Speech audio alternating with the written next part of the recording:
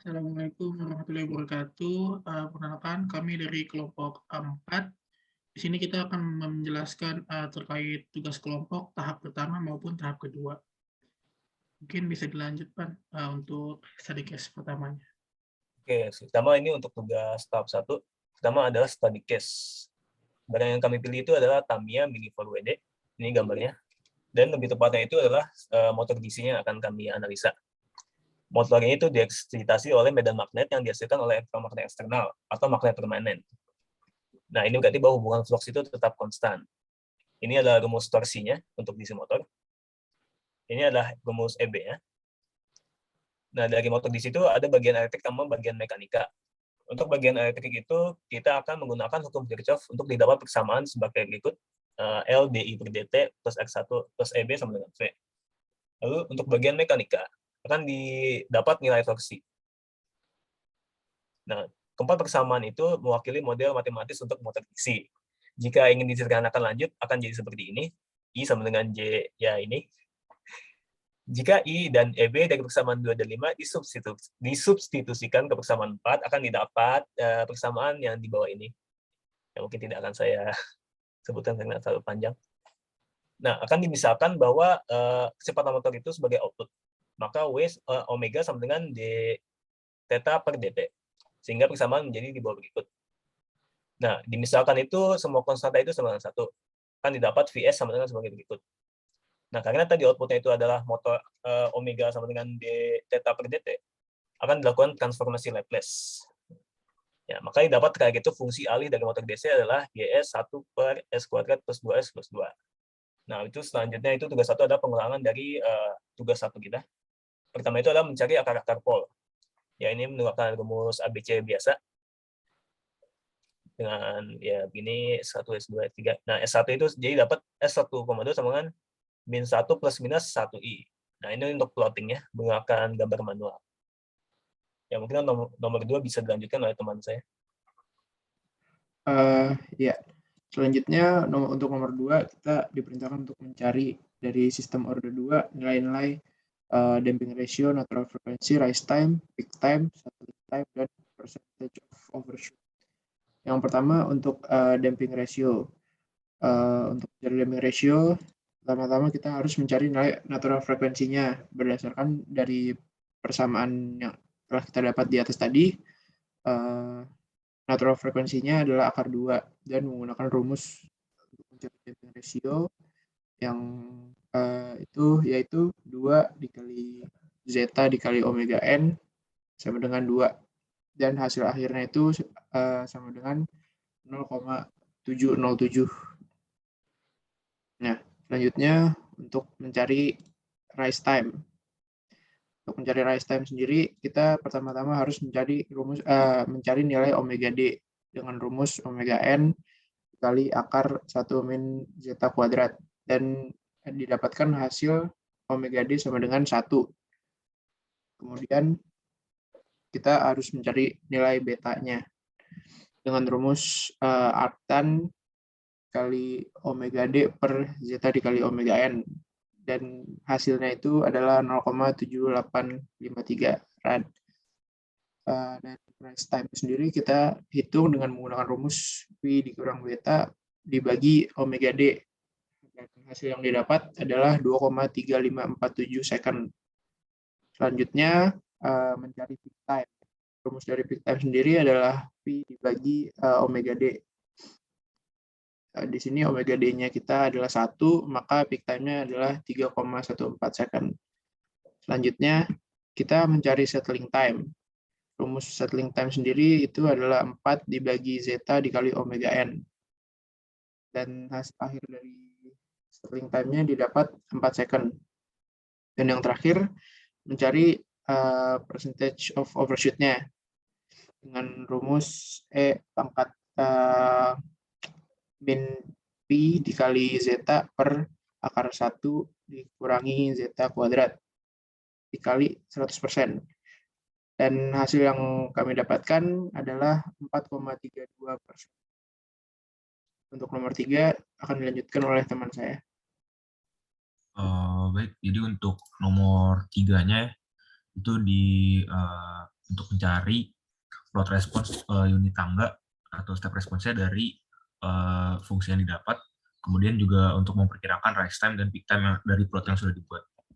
Nah, yang pertama dimasukkan dulu fungsi yang sudah didapat ke dalam program MATLAB, kemudian dapat hasil grafik sebagai berikut.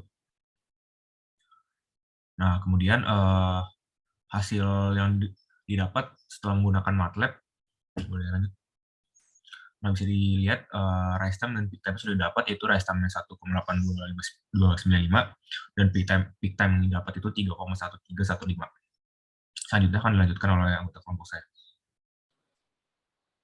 Baik, selanjutnya kami membuat grafik menggunakan bantuan software MATLAB Simulink, lalu didapatkan grafik sebagai berikut. Nah, grafik ini menunjukkan hubungan antara kecepatan, yaitu pada sumbu Y, terhadap waktu pada sumbu X. Nah, dari grafik ini, kita dapat mengambil kesimpulan bahwa ketika motor DC diberikan tegangan dengan jumlah tertentu, maka akan mengakibatkan kenaikan kecepatan. Kenaikan ini akan terus konstan sampai mencapai titik peak time, kemudian kecepatan akan menurun sedikit dan mencapai titik konstannya. Nah, ini adalah hasil software Simulink, yang dimana kita tahu bahwa rest time-nya itu 1,057 detik dan peak time-nya itu 3,2 detik. Kemudian ini adalah diagram bloknya.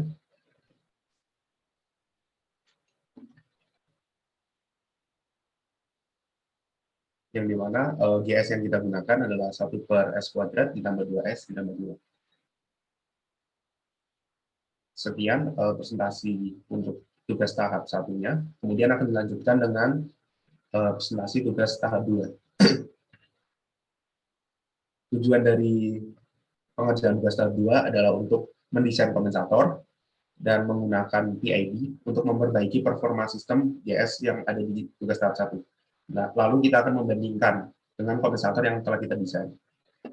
Tahap pertama dari tugas tahap 2 adalah menentukan grafik tempat kedudukan akar, di mana kami menggunakan rumus ABC, lalu ditemukan dua pol titik-titik kedudukan akar, di mana yang pertama adalah min 1 plus 1J. 1J di sini menunjukkan bahwa bilangan berada di bagian imajiner, kemudian titik kedua adalah min 1 minus 1J.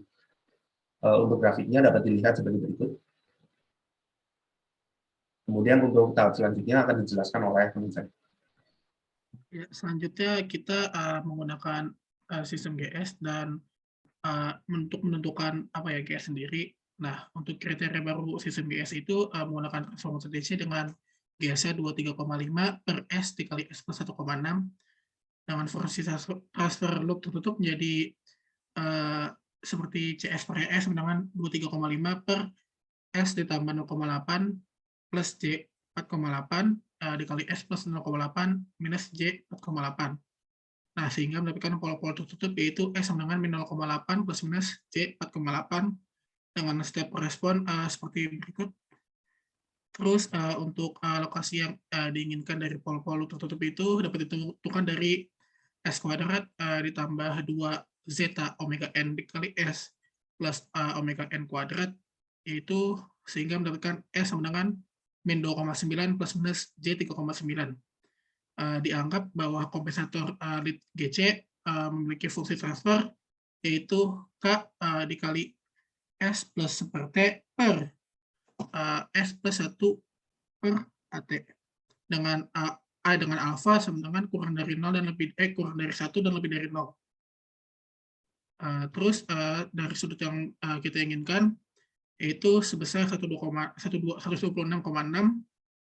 di mana sudut dari pol S minus 0,8 plus minus 3,9 adalah 18,56. Dengan demikian, kekurangan sudut T itu 30,2 derajat. Nah, sehingga kekurangan sudut harus disumbangkan oleh sebuah kompensator lead. Dalam sistem ini, sudut GS pada pol tertutup yaitu minus 23,5 minus 235,07 derajat. Mungkin bisa lanjut oleh teman saya.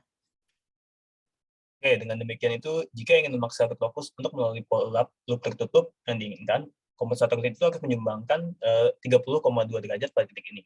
Zero dan pole kompensator grid ditentukan sebagai berikut. Zero pada S itu min 3,72, sama pole pada S itu min 6,35. Maka dapat dinyatakan dengan GCS sebagai berikut. Jadi hasilnya KC S plus 3,72 per S plus 6,35. Nah, nilai KC itu dapat ditentukan dengan syarat besaran seperti berikut ini. Ya, jadi KC nanti sama dengan 0,25. Kompensator grid GCS yang baru didesain adalah jadi GCS sama dengan 0,25 dikali S plus 3,72 per S plus 6,35. Nanti fungsi transfer loop terbuka itu menjadi seperti ini. Dan loop yang tertutup menjadi 5,875 S plus 3,72 dibagi S plus S kali S plus 1,6 dikali S plus 6,35 ditambah 5,875 dikali S plus 3,72. Kalau disederhanakan menjadi seperti ini. Nah, setelah itu akan dicari damping rasionya. Akan didapat sebesar 0,9, itu yang menurut dan terakhir overshoot-nya. Dengan overshoot 0,0015%, yang itu akan lebih kecil lagi daripada sebelum dipakai kompensator, yaitu tadi sebesar, kalau nggak salah, 4,32%. Nah, ini untuk grafik step response-nya. Dan ini untuk kode pemrogramannya, memakai Octave. Dan mungkin akan lanjutkan lagi dengan teman saya. Oke, jadi untuk nomor 3-nya, menggunakan PD untuk memperbaiki performa sistem JS yang sudah didapat tadi dari tugas 1, kemudian dibandingkan dengan fungsi yang didapat dari kompensator tadi. Nah, yang pertama, kita menggunakan bantuan dari software Simulink. Jadi fungsi tersebut dimasukkan ke dalam Simulink, didapat plot seperti ini. Kemudian lanjut. Kemudian dari PID controller parameter ini didapat nilai KP, KI, dan KD-nya. KP-nya ya 4,2 sekian, KI-nya 4,1 sekian, KD-nya 1,07 sekian. Nah, kemudian plotting yang didapat setelah menggunakan PD ada seperti berikut, bisa di slide ke bawah.